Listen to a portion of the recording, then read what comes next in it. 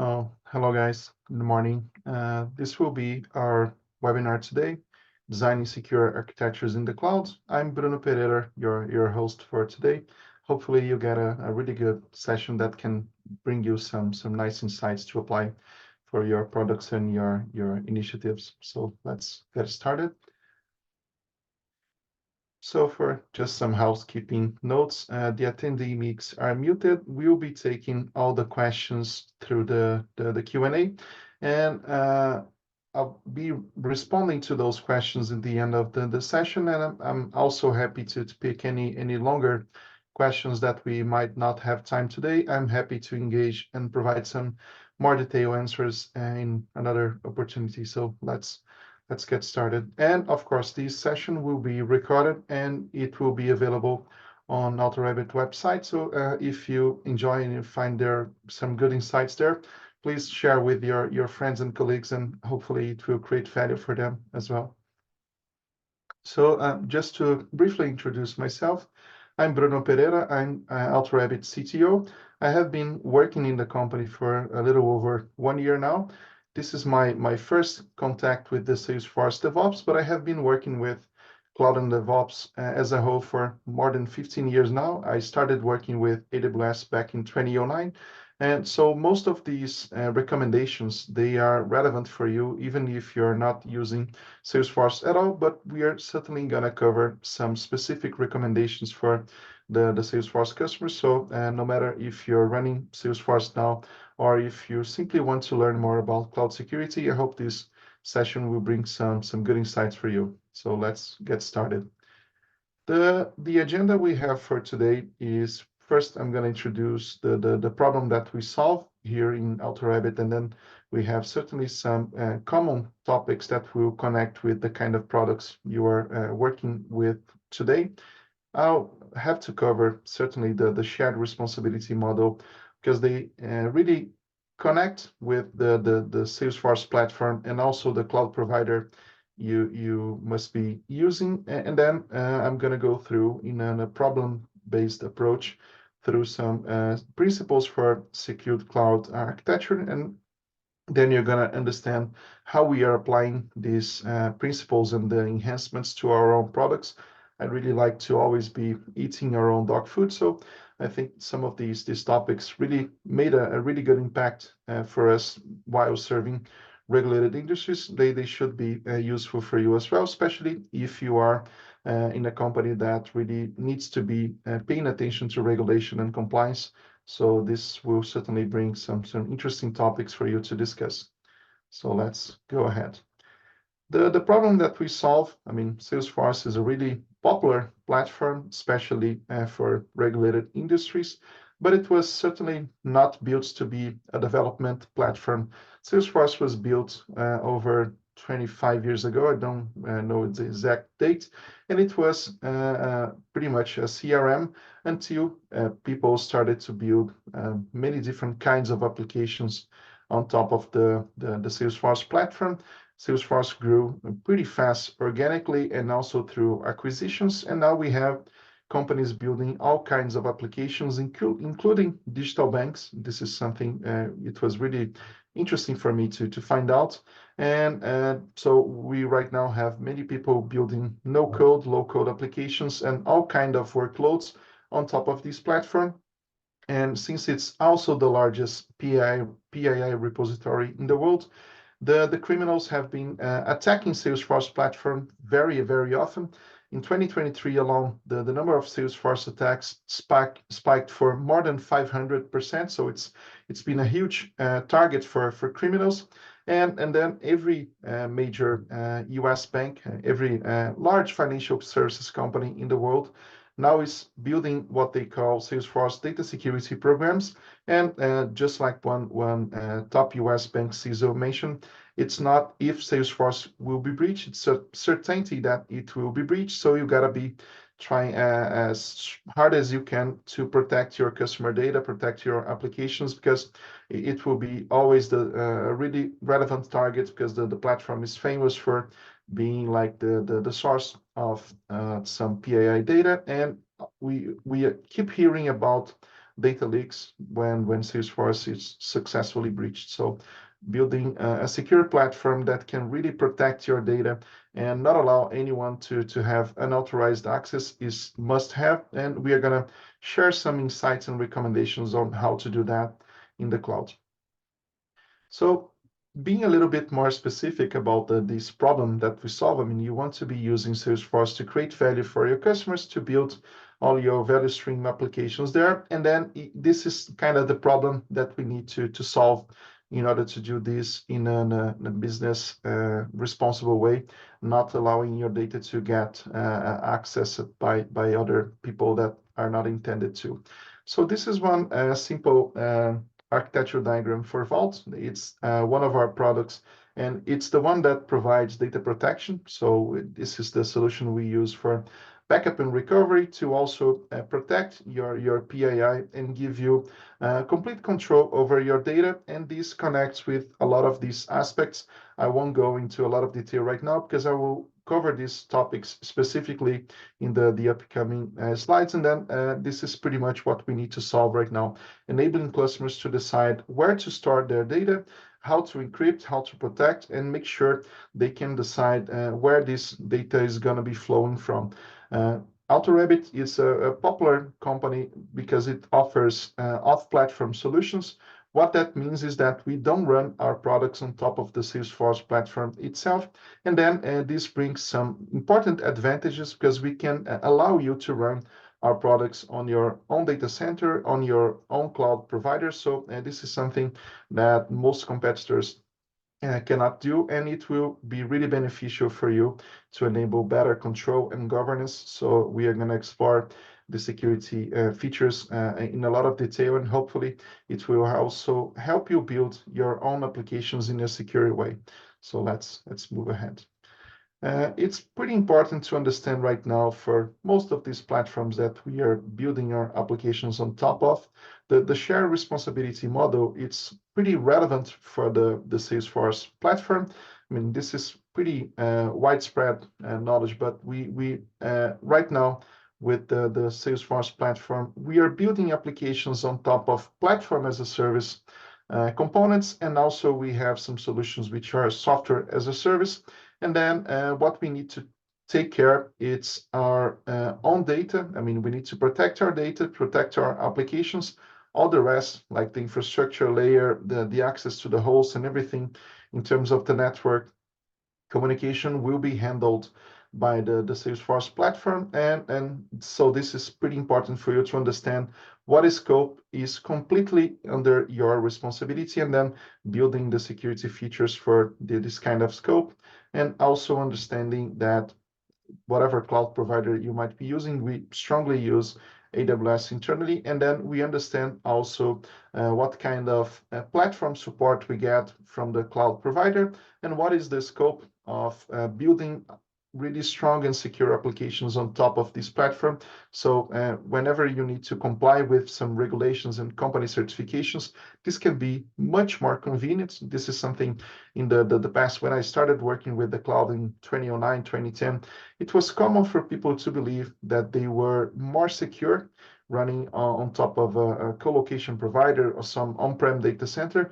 But right now, it's a known fact that it's much easier for you to develop a really secure architecture on top of strong cloud providers like Amazon, because it will solve so many problems for you in a self-service way that if you want to do all of those things yourself, you're simply going to spend a lot of money and you're going to have a lot of operational burden. So building on top of those cloud platforms will certainly make you more secure and able to pick the time for the projects that really create value for your customers. So this is quite recommended, but then we need to understand what is the scope that we need to take care. So completely handling security for our applications, our data storage, encrypting things. This is something that the platform will offer you the features, but it's your responsibility to take care of them. So let's see how we are building on top of these platforms to develop some really secure products to protect the customer data.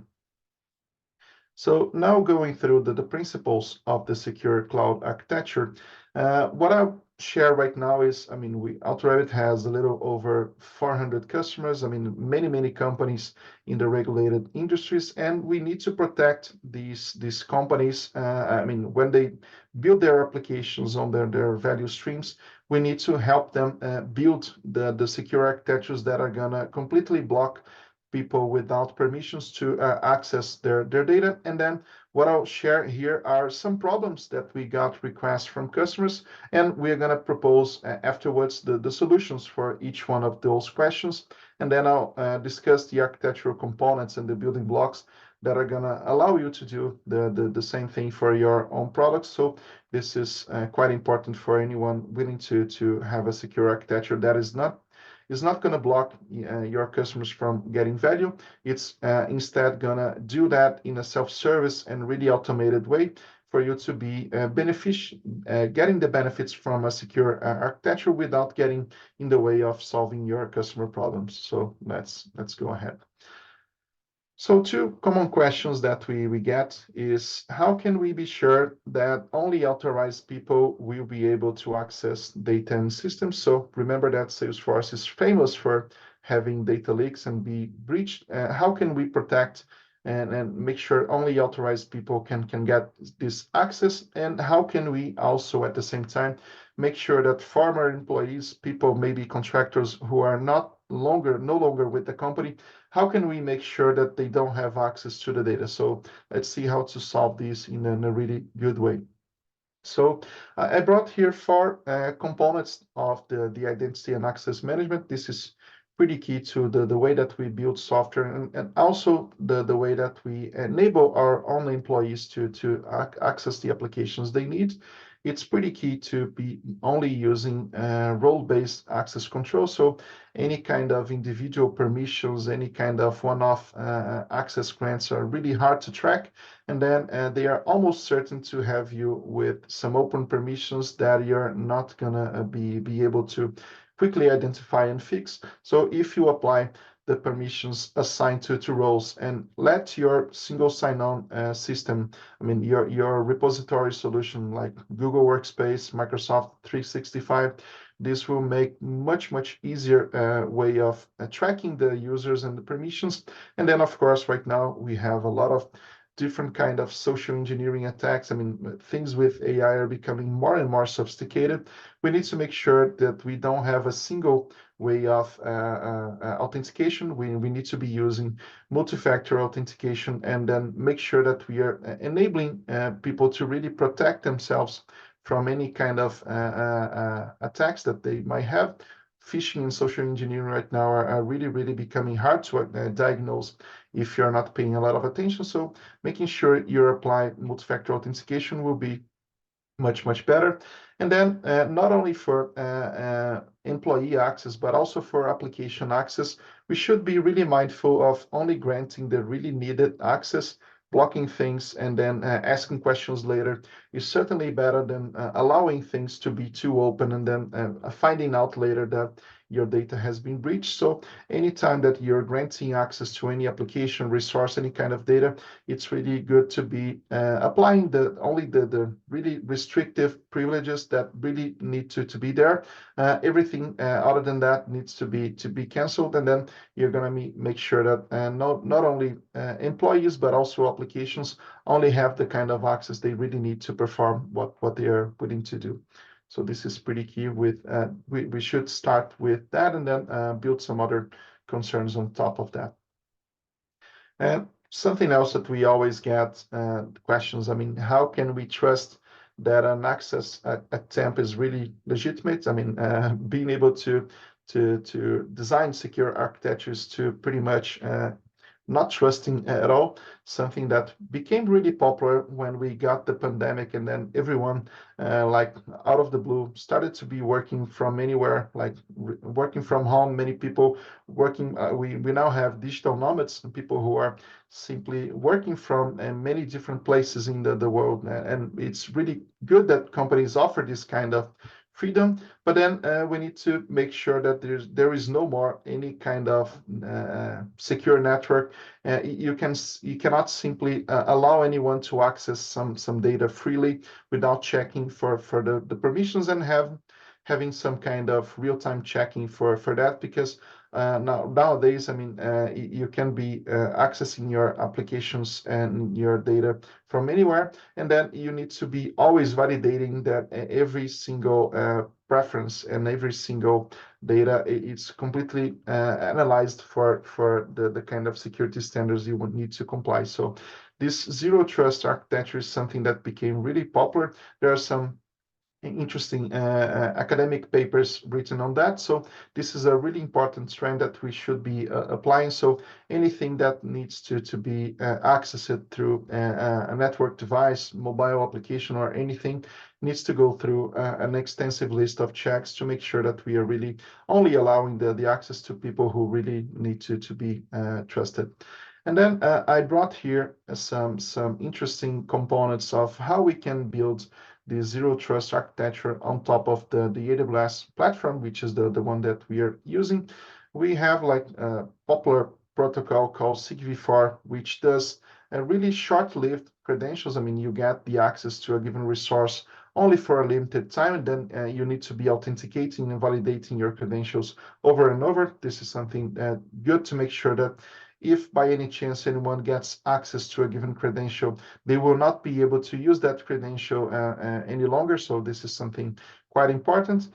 Always be using the identity and access management policies with these least privileged permissions that I mentioned. It's really important. So anything that by any chance might be breached, if we are really limiting the kind of scope of permissions, the impact will be much smaller than what it could be. So this is a really good approach.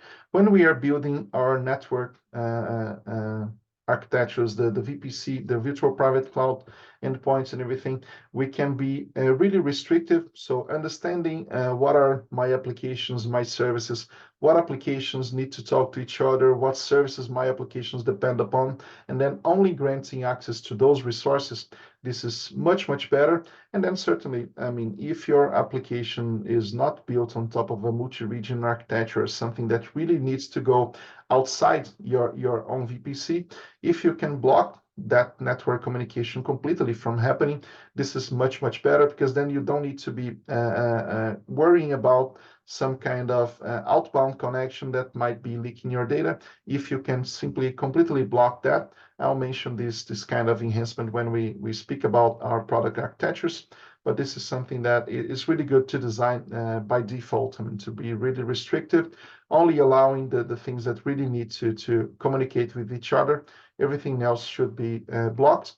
And then it's also quite important to be able to, in a real-time way, to be monitoring these things. Anything suspicious that comes, anything that is not like a common pattern for access, needs to get logged and needs to be analyzed.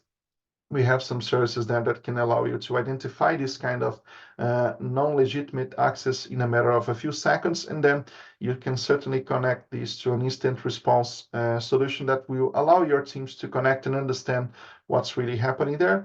Certainly much better to block first, ask questions later, rather than being too permissive. So the zero trust architecture will be pretty good guidelines for anyone building digital products on top of the Salesforce and the AWS platforms. So let's move forward.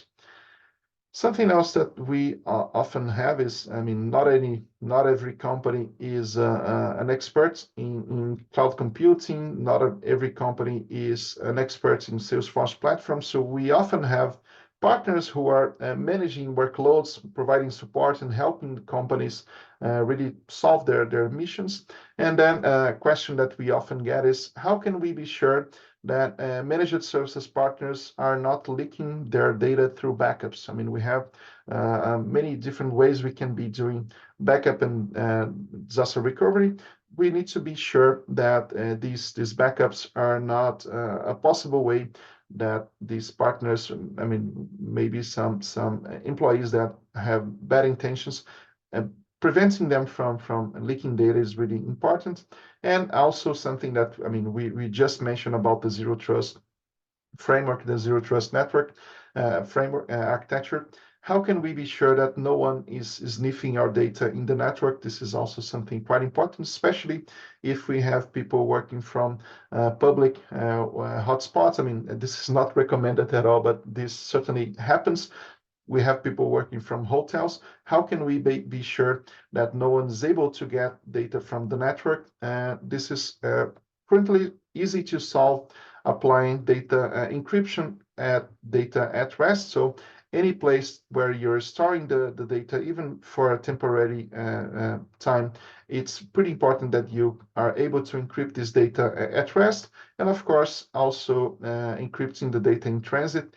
Any channels that where you're sharing your information, where you're consuming your data, needs to be encrypted. And then more and more we're going to discuss how can we provide more and more control over this encryption. So this is quite important as well. I mean, not only making sure that your data is encrypted, but making sure you can control who can decrypt that data, because otherwise, if your encryption keys are also too open, you might have some issues. So here I'm bringing some options available in AWS, which is where we are building our products for this key management. Something really popular right now is using encryption keys to encrypt like S3 buckets, EBS volumes, and many other services. They allow this kind of configuration. And then not only encrypting data is important, but if you can allow your customer to provide their own encryption keys and then take away completely the chance that your employees or anyone who should not have access can decrypt the data, giving control to the customers quite important. And right now we have some service available that are much better than doing things by hand. And then they simply allow your security best practices to be taken care of without a lot of operational overhead. So we really recommend this kind of stuff. And also applying these services, you can also rotate credentials much more frequently. A lot of the good benefits will come, and then you can simply give control to who needs to manage the data. Not allowing anyone else to have access is certainly much needed right now.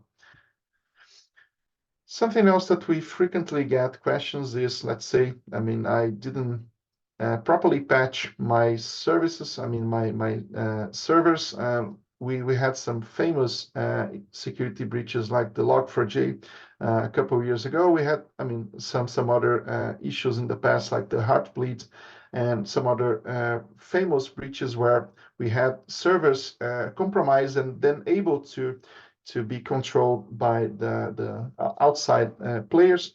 And we can certainly do some preventive measures to make sure that any compromised servers, any components that might not be using the latest patches, we can prevent them from leaking data to the outside world. And also we need to respond to customers. How can we prevent other applications in the same cloud environment from having access to my PII data or even access my application code?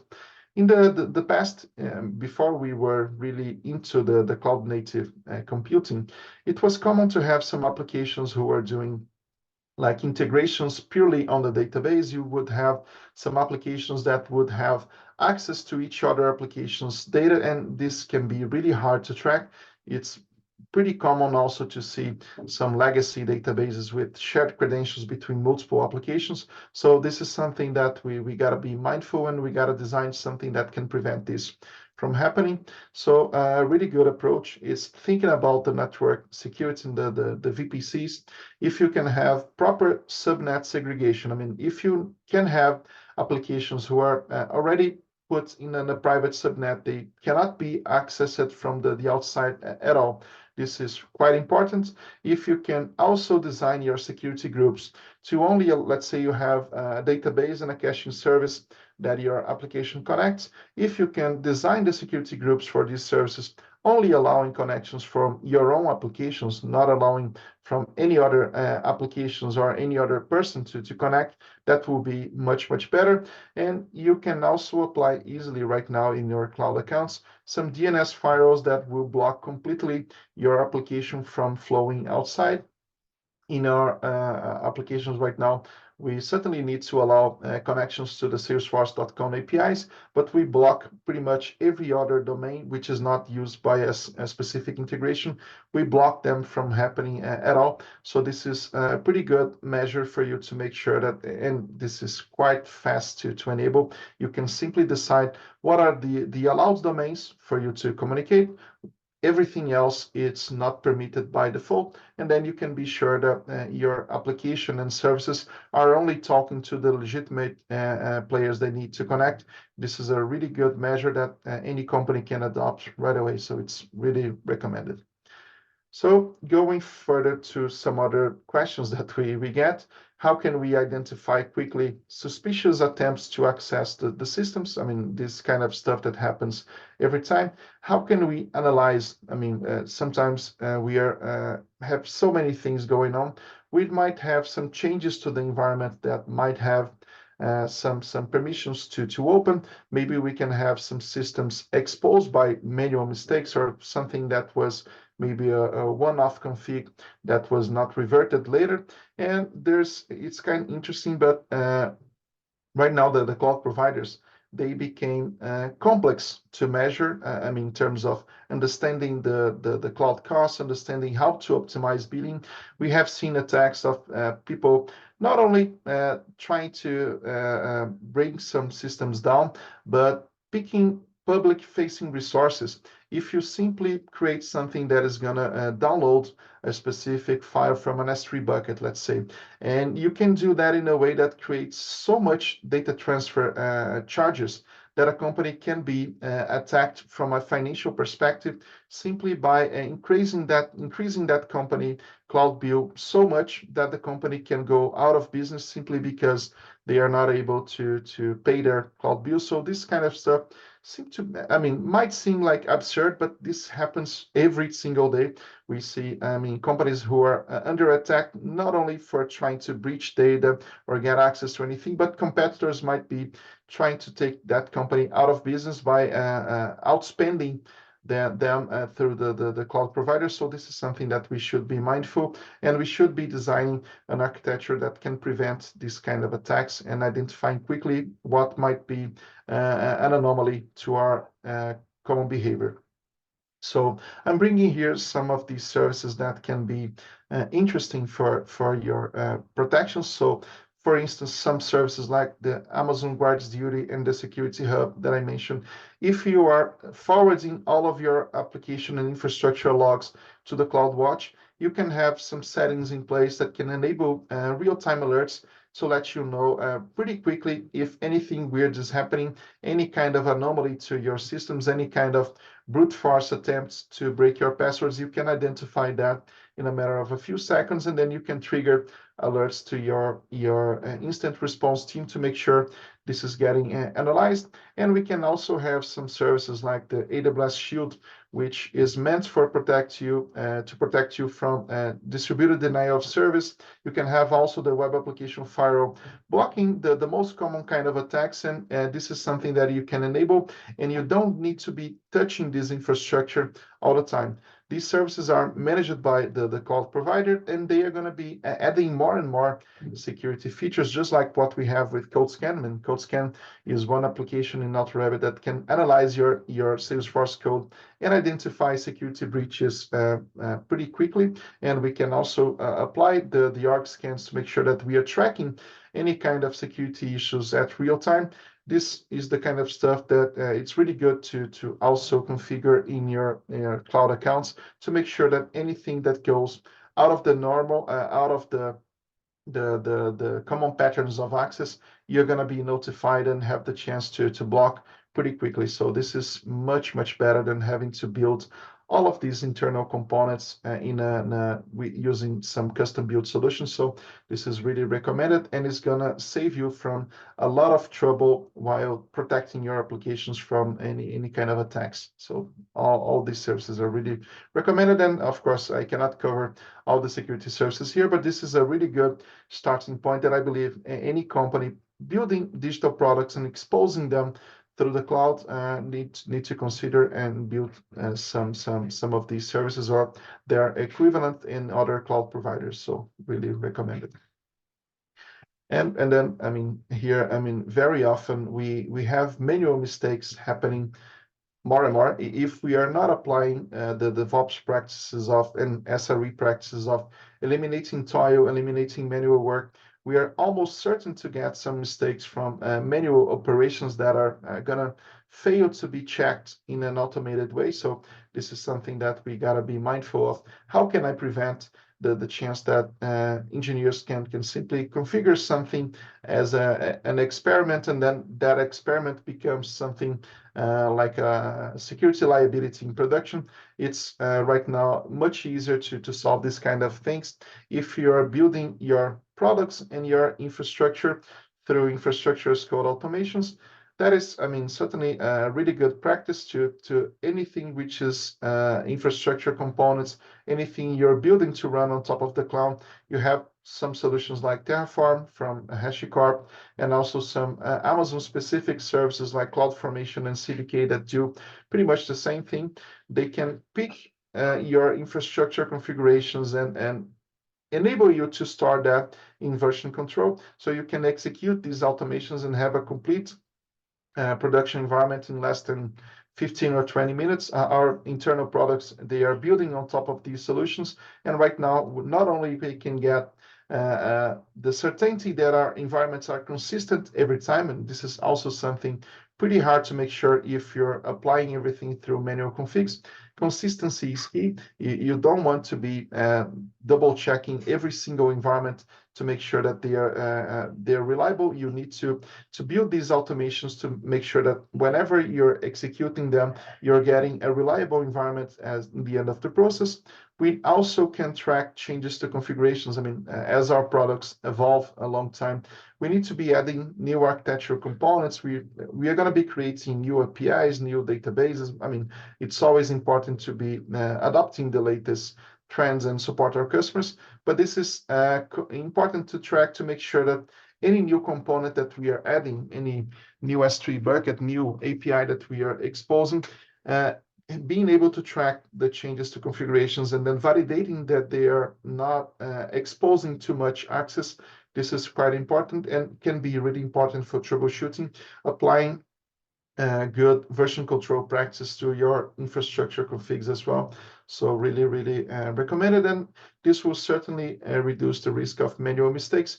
Everything that you can do and apply the validations, all the QA steps in an internal environment before this becomes production, this will be much better. And then there are many, many standards that you can apply and make sure they are consistent through these automations. So some other questions that we get often, and we need to be thinking about how to solve that. I mean, it's a common thing that right now we are getting more and more distributed architectures. And so simply monitoring and understanding if our products are working just fine became a much harder problem right now. We have so many components, so many things that we need to access to serve our customers. Making sure that we can track if the systems are healthy and performing well, it's a really important question. And also, how can we identify weird behaviors or anomalies that might be happening in the short term? It's quite important. And of course, I mean, we don't have like static infrastructure, static applications. If you are following the best practices from Accelerate and the state of DevOps reports, you're probably deploying frequently. And whenever you're deploying and introducing changes to your applications, you have the chance of breaking things. So tracking the stability and performance after any kind of deployment is really important. And then I'm gonna bring some recommendations on how you can achieve that. So I know I'm not a really good slide designer, but I think this picture will help me explain what I recommend. Applying what we call modern observability right now is must have. You have, I mean, your cloud accounts, you might be using dozens of components, microservices, database. You have many components that need to work well and need to be kept stable across time. And then what I really recommend is that you observe your entire product journey. So making sure you're connecting things to version control, that you can be using version control to manage your environment. Making sure that you can track your environment config through these infrastructure as code automations as well, and that you can track whenever you're deploying something to development environments, staging environments into production, making sure you understand what version of every component you're running in each of these specific environments is going to be key, because then you're going to have, when you're running in production, you're going to have some key pieces of observability data, like infrastructure monitoring for the most basic kind of infrastructure data, like databases, network latency, all these things. They are still relevant, although they are not as relevant as they were. And then tracking application performance, tracking log management for errors and anything that might happening, and applying distributed tracing. I mean, if you have like a microservices architecture, you have dozens of APIs, dozens of components that your application is invoking, you need to be able to trace in a distributed way what is getting invoked, what is maybe causing errors, what is maybe taking long to respond. Distributed tracing can be really helpful. And whenever you have something that might be an issue, might be a transactional issue of something going offline, or it might even be like a security breach that is bringing some bad behavior to your system. Anything that might seem like an issue, you need to track using some instant management, instant response solutions. So this is quite recommended. And what is tricky about this kind of observability problem is that this is a massive amount of data. This is really hard for you to connect all the dots and make sure you're correlating the right thing. So if you can pick all of these data sources, how are your cloud accounts, how are your servers, making sure you're tracking what is happening in CI/CD pipelines, making sure you know the versions of your applications and components that are running in each specific environment. Having these completely available and tracked in version control is really good. And then if you can aggregate all of these data sources into a single piece, and then you can correlate things whenever you have some weird behaviors, having all of these data to your disposal for you to analyze, this will make your troubleshooting process so much easier. So this is the observability challenge that we have right now. The information is really abundant. We actually need to choose what information is really going to help us identify and solve some issues. And then the challenge right now is how to connect all of this abundant data in an effective and affordable way, because it's not uncommon to see some companies spending more money with observability and all of these systems than they spend with their own cloud products. So this is something that has become a massive challenge. And then playing with these tools and making sure you're implementing the right instrumentation into your products will be key to understand if you're really serving your customers in a good way. So this is pretty recommended. And then I applied many recommendations here. I know it's a lot of new concepts for some people. I'm going to share right now how we have applied these concepts and recommendations to our own products. I mean, we need to be eating our own dog foods. Here I bring you the CodeScan architecture. CodeScan is one component in AutoRABIT that does static code analysis. We every time you're shipping new code and you want to be sure that your product is secure, you can use CodeScan to analyze your application code and make sure not only you're applying the best practices, but you're also doing that in a secure way. And then if you see here, we are applying CodeScan some of the components I mentioned. For instance, we are storing all of the credentials using the AWS Secrets Manager. And then not only we can restrict who has access to that kind of data, we can make sure we can rotate credentials without deployments. We can do any changes in a really secure way that is not going to bring any kind of impact to our systems. And then the basic stuff that I mentioned, data encryption. If you can apply AWS KMS to encrypt your S3 buckets, and then CodeScan uses S3 buckets to store your application code in a temporary way when we are applying the scans. If we can encrypt this data and also we can make that data transient, removing any kind of application code from the bucket after you're finished, this will be quite good. And then at the same time, using encryption keys to store anything that gets stored to the database can be encrypted using those encryption keys. So anything that is present in backups or any kind of data will be protected using those best practices. And then also from the network side, CodeScan puts all of the components in private subnets. We have a single web application which is exposed here through this external load balancer, and all the other components. We have internal APIs and we have the worker service. They are placed into private subnets, so they don't have access from the external world at all. And then all the communications we need to have between these components, they happen through an internal load balancer. So this is pretty secured and pretty restrictive. And at the same time, all these components we have in CodeScan architecture, Elasticsearch for real-time search in the application. We have a relational Postgres database. We have the S3 buckets, the Redis cache, and also PubSub features here. All of these components, they are only exposed and only allowing communications from the needed components. So the security groups are really restrictive here. And we are also sending all of the application logs to the Amazon CloudWatch, and then we can have those features of real-time alerts when any suspicious behavior happens to our application. So this is quite important. And one thing that I haven't mentioned, we are also restricting the CodeScan cloud accounts to only have access to the external services they really need to connect to. Salesforce.com APIs are certainly one needed piece, and we also support some other public integrations with version control systems and some others. So these are the allowed domains that the accounts can communicate with.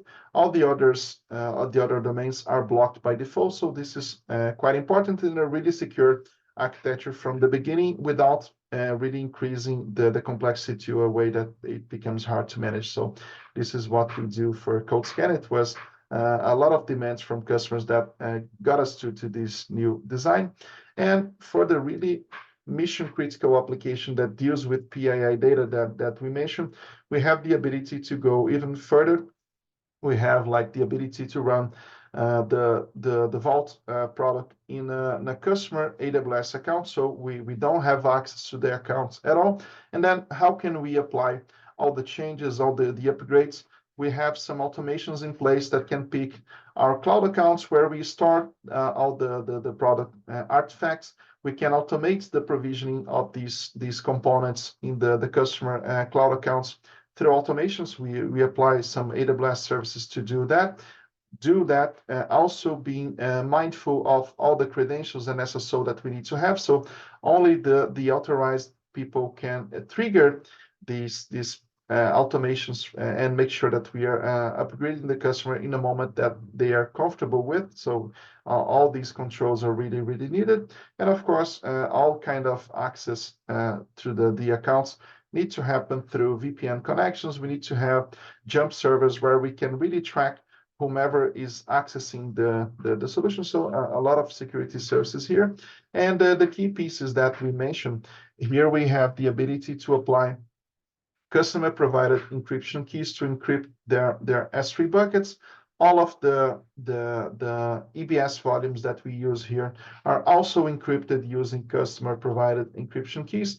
And something pretty interesting that we got a request from one customer last year is to even the transient storage. I mean, something that is only stored on a temporary basis, that we are able to encrypt, and we are using next generation EC2 instances, that Nitro instances from Amazon that have the ability of encrypted SSD storage, and also these instances have encryption also in the memory. So all layers and all touch points with the application data and also the customer data are encrypted, and they are applying encryption that only the customer can decrypt the data. So this is something that we have been applying in the last couple years, and then it's quite interesting to enable this kind of control to our customers. So finishing some connections with our products, and I'm happy to connect with anyone who wants to understand more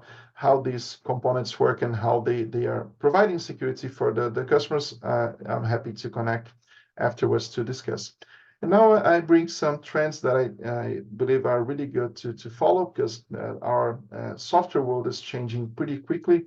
The cloud and the AI bring new components pretty much almost every week, every day. And then it's good to be mindful of things that can bring challenges and also solutions for our security. Some things I believe are really important for us to track. I mean, we are hearing every day about Gen AI and all of these no code and low code developers building new software. This Gen AI code needs to be secured and maintained. So we are always hearing right now about people using prompt engineering and some AI assistant to build code, but this code not only needs to be deployed to production, but it's going to be maintained across the years, because anything that works in production will create value, and we'll need people to be keeping that. So this is the kind of stuff that we cannot allow Gen AI automations to take us away from security. This is quite important. CodeScan can be a great solution exactly for that. So we are happy to help if you have any such demands. Remote working, I mean, working from anywhere actually, and zero trust architectures are here to stay. I know that we have people currently working in hybrid models. I mean, but the reality is that we are always going to have some people working from different places, and we need to have secure means to achieve that. So embracing the zero trust architecture and this kind of security measures are really, really important. And now we are seeing more and more the level of sophistication in AI videos and AI image generation. It's becoming really, really impressive. And then if we think how much these criminals are going to be using these tools to create really sophisticated social engineering attacks, phishing, this is crazy. And then really identifying what is a legitimate artifact, what we can really trust, is becoming more and more important. And we need to be applying the right security architectures to make sure anyone can protect their data using the same level of sophistication that the criminals will be applying. So this is quite important. And I mean, we need to embrace no code and low code. I mean, we need to enable people who maybe don't have software engineering backgrounds to be building new artifacts and to be solving real problems. So this is here to stay. But then it will have a really huge number of integrations, a huge number of data integrations that we need to protect. And then having these security measures in place will certainly help you protect anything which is creating value for you and your company. We need to be protecting the access from unauthorized attempts. So this is what I wanted to share. Now I'm gonna start the Q&A. Let's see if I had some questions here. And while I open for the questions, I'm also gonna invite you, if anyone has the chance to go to attend our annual event, DevHops, which is gonna happen early next month in April in Las Vegas. I'll be there, and I'm happy to discuss anything about security architectures and how to build secure applications. So if you have an interest for that, I'll be happy to discuss. Let's now jump into the questions. Just a second, I'm not seeing them yet. Okay. I'm not seeing any questions yet, but if anyone wants to bring something, just let me know. Otherwise, I'm also available to discuss anything that comes up later through email or any other private chat. So just let me know. Oh, so I got one here from Josh. A question which is, what is it about the Salesforce architecture that makes it more difficult to stay secure?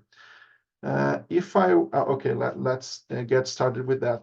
So the thing about the Salesforce architecture that makes it really difficult to stay secure, I mean, if we think GDPR and all these concerns about privacy and everything came when Salesforce was already, I mean, 20 years in the market. So, I mean, you have a lot of legacy components and all these possible ways of exposing data.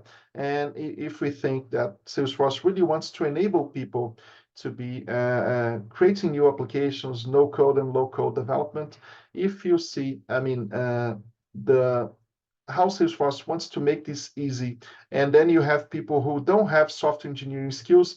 They need to be protected from themselves. Let's say it like that. So I think one key thing is make sure you have the ability to prevent Salesforce from opening too much your data. I think this is quite important. And then making sure that you can have the security quality gates applied whenever you're publishing things to production. This is quite key because Salesforce itself, the CRM and the application will be secure. You can trust that.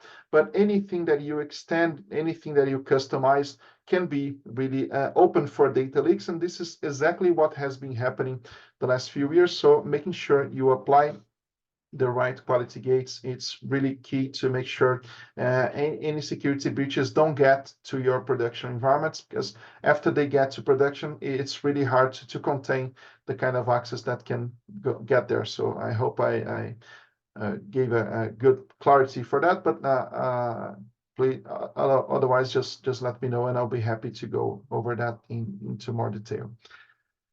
Another question I have here, if I were to do one thing today to make my environment more secure, what should it be? I mean, the very basic stuff, I would try to check all of your components which are public facing. Any component that might be open to the internet, might be an API, might be your public website.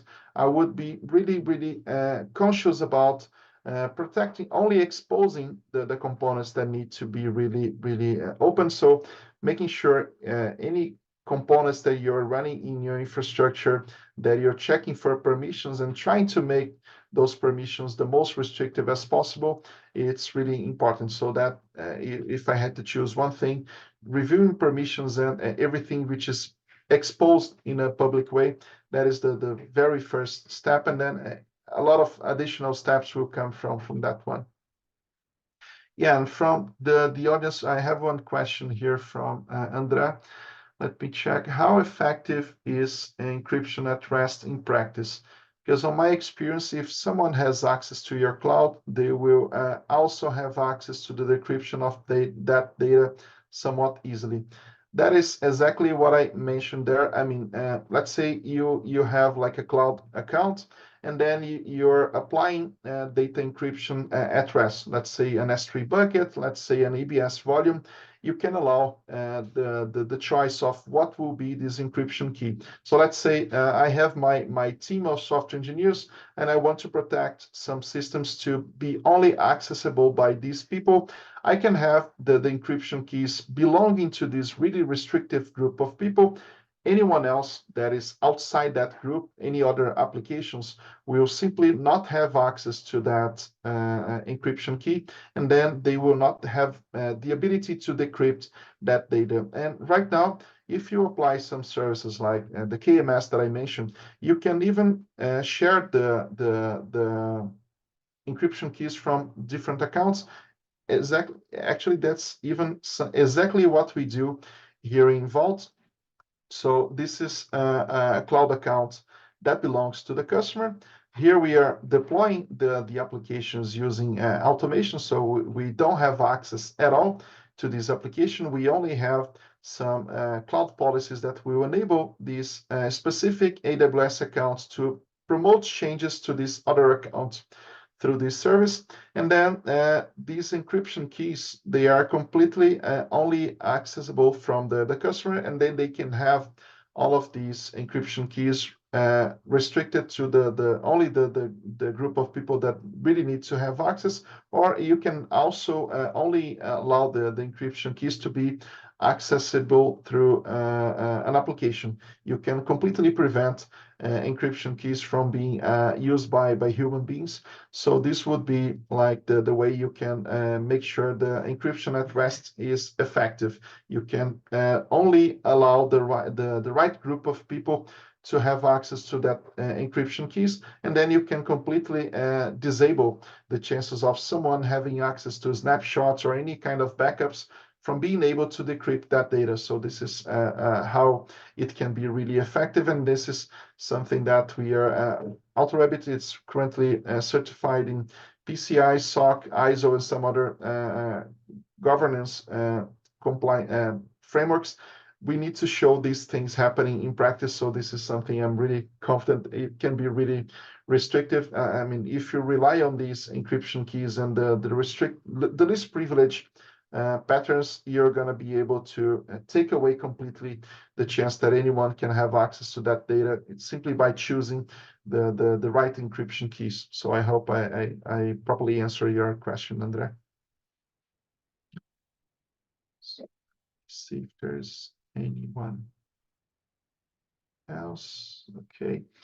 There were some other questions here, and if anyone has other questions, just ping here, and I'll check and go through them. There's another question about the least privilege slowing down everyone because everyone asking for permissions to data. So the way that you can do that, I mean, if you apply the least privilege permissions, but you automate everything, and then we are recommending right now that you apply as much as possible automations to the infrastructure and all these accesses. So applying least privilege, but enabling self-service in a really good way through automation. So automating pipelines, automating infrastructure as code provisioning, you can completely eliminate this overhead of that security can be a massive overhead, certainly. But if you apply self-service practices and if you apply automations, you can be secure and yet be really good in developer experience. So this is a challenging balance to have, but this is the recommendation. We simply cannot eliminate the security concerns, but we gotta find a way to enable these security practices without being like a massive overhead, because then otherwise no one will be able to do anything. So we are coming up on time right now, but I invite you, anyone that wants to talk to me, you please connect with me on LinkedIn. I'm always there, always happy to connect. If you get the chance to be on DevHops, I'll be there. I'll be really happy to connect to anyone who's there and wants to talk about security. And I really appreciate, I would like to thank you all for joining our session today. If you're attending this session in a later moment through the recording, feel free to ping me and send your questions in a synchronous way, and I'll be happy to connect and respond. So really thank you all for joining here, and I hope this was an insightful session for you all. And I hope you can apply these practices to your products and you can create some value through that. So thank you again, and I'm really happy to be talking to you. Thank you.